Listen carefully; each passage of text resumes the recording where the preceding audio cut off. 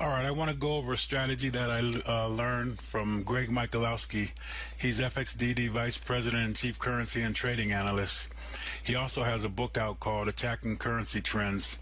You can find the book at attackingcurrencytrends.com. The strategy is using moving averages. It's using two moving averages. I'm going to be using a 100 bar moving average and a 200 bar moving average. I'm using simple moving averages. The blue is my 100 and the green is my 200. Basically, if price is above your 100, it's showing you that the market is bullish, the bullish bias. And if it's below, it's showing you that you got a bearish bias. And your 200 confirms that it's bullish or bias. So what we do here, we're looking at this trend here. We've been up in an uptrend for a little while, and now price breaks this 100 bar moving average. We want to put a trade in to go short. Okay, your risk is going to be a little above your 100 bar moving average, but the way I really trade it myself, I go to your next level of support and resistance, which is, if you look right at the 100 bar moving average, that was where the level of support and resistance was. So as you can see, the 100 bar moving average holds weight when it comes to holding support and resistance.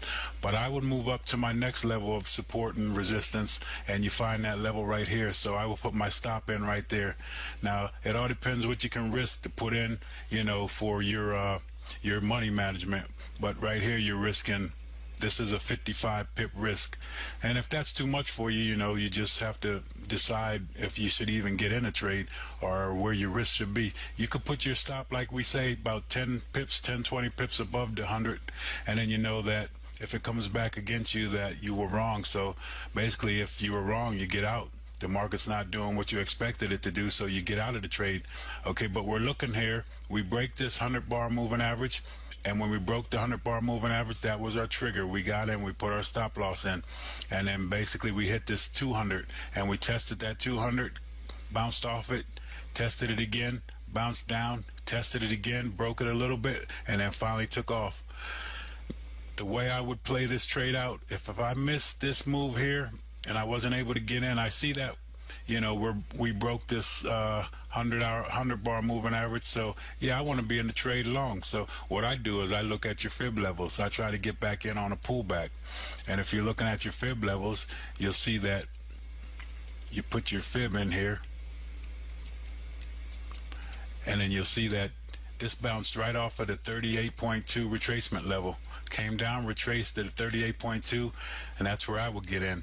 You got to look at your candlesticks or something to give you an idea. And that 38.2 is almost basically right where the 200-hour moving average is, 200 bar moving average.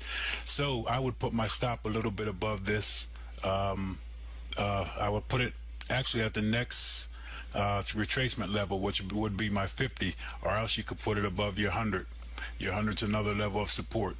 Okay, you see it came down. What it hit? 38.2. That's a level that I really look at to get back in. 38.2, bounce back down. Now, sometimes markets don't always hit 38.2, so I'm not telling you that. You can look at an area, though. You're looking at areas where there can be something happening. I call it like decision-making areas. So this is an area, this is an area, this is an area right here, 61.8, 50%. These are areas that you're looking at something to happen in the market. And if it doesn't happen, then again, your analysis is wrong. So you have to get out. But I'm going to remove this fib and show you. Now, if you got out, you didn't get in. If you didn't get in, look at this again. Here's what happens. You go to that swing high again and this swing low. Where does the market go to? 38.2, just a little bit above 38.2. Once again, you could get back in the market. You put a stop loss a little bit above this 50% level, because your first level that it returned at was 38.2. So your stop's up here. What are you risking on that? You're risking about 27 pips. Not too much. Okay, so you bounced off of here and you came down. You're following this 100 bar moving average. Let's get rid of that.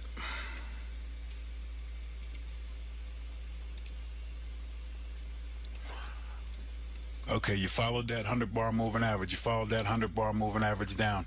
There was no need for you to get out of the trade until you saw something changing. What changed? Well, we hit the 100 bar moving average, and here we broke it. So maybe we got nervous and got out of the trade, but the trade still continued down for a little bit more. But you're good here. You're out. You see, this is like a support level. You see the market started ranging and getting into a little range a little bit. So here's your levels right here.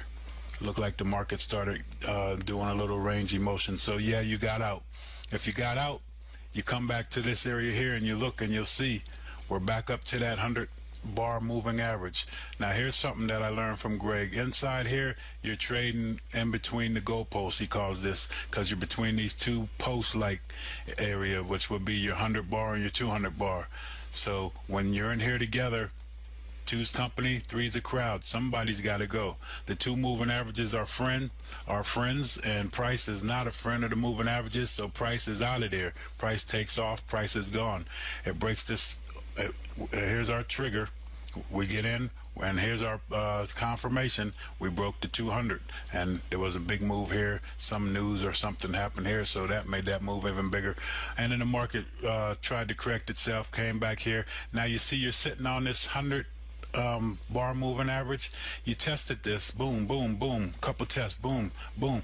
So there's no need for you to worry about this trade right now or get in. This is confirming to you that this is strong level of support right here, right where this moving average is, because it's bouncing off it and it can't break it.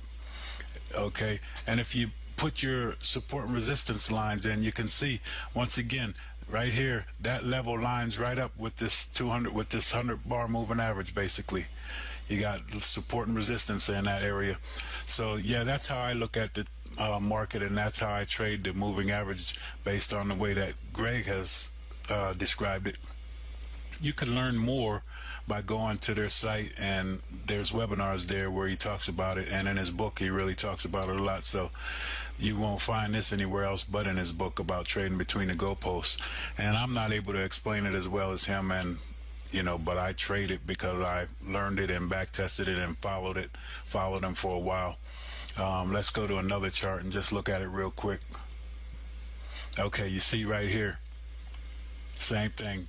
This is a rangy motion. The moving averages are tight together, twisting with each other. So it's not really a good time to trade, but you're looking for an opportunity, because when you see the market like this, what you want to look for is something to happen. You're anticipating a trend. So the moving averages started moving apart a little bit. So now if you would have taken this right here, you would have got stopped out. But you're putting in 10 pip moves. You take this again, it comes down here. You could have probably got out right here and got a small profit, or else you got stopped out. Okay, then the market came back, tested your 100, and then it came back up, and then it tested your 100 and broke it. Now if you look again in that range, here's your support area. There's that range area right there, and that's your support and resistance area right here. Okay, now once that level broke this 100 right here, what we do is we put our order in to get long, to get short, and we put our stop. I will put my stop above this support and resistance area, but if it's too much for you, put it above this first bar here. And if still you can't do that, then maybe you shouldn't be in the trade again.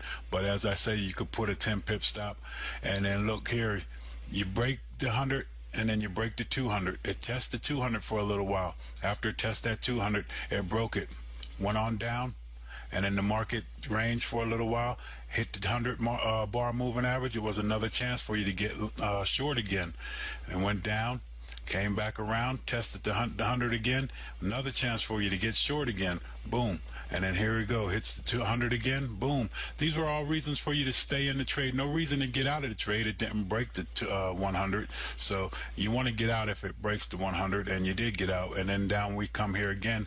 We're in the in that goalpost area again, so you know something's going to happen. So you look for something to happen. Okay, but I don't have time to really explain everything the way that Greg would, but you can go there and find webinars and learn all about the strategy, and I like using it. It's real simple and real to the point. So, okay, thanks a lot. God bless.